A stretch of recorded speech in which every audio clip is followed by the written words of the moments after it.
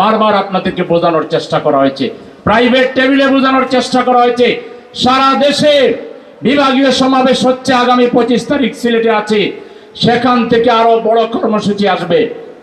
আপনাদের যা খুশি তাই করেন, কিন্তু মুলাজলাইয়া সংবিধান সংশোধনের নামে আপনাদের ইচ্ছা মতো খায়েশ মতো কিছু সংশোধন করলে পরিষ্কার বার্তা হলো, বাংলাদেশের জুলাই যোদ্ধারা 18 কোটি মানুষ আপনাদের এই সংশোধন ঘৃণা ভরে প্রত্যাখ্যান করবে।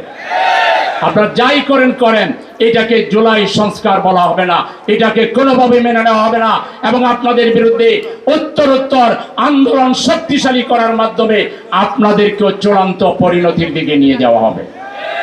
সংগ্রামী ভাইরা আমার, এই জুলাই চেতনা কেন শক্তিশালী?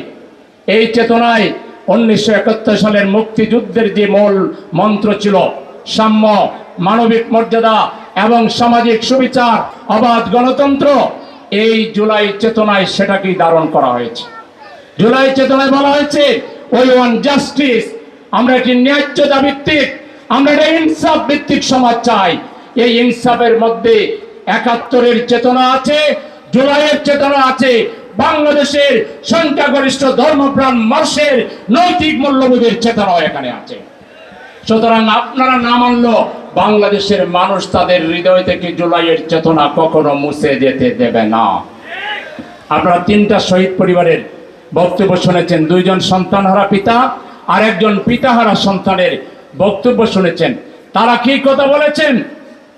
এই আমাদের হাজার হাজার শহীদ পরিবার আর হাজার হাজার আহত পরিবার, এদের অভিশাপের কথা মনে রাখবেন, এবং বাংলাদেশের কোটি কোটি মানুষের যে আকাঙ্ক্ষা, মানুষ মনে করেছিল জুলাইয়ের মাধ্যমে আমরা বাংলাদেশকে প্রকৃত অর্থে সেই মহান মুক্তিযুদ্ধের চেতনা, আমাদের ইনসাফের যে চেতনা, সেই চেতনা বোধহয় বাংলাদেশে আমরা প্রতিষ্ঠিত করতে যাচ্ছি।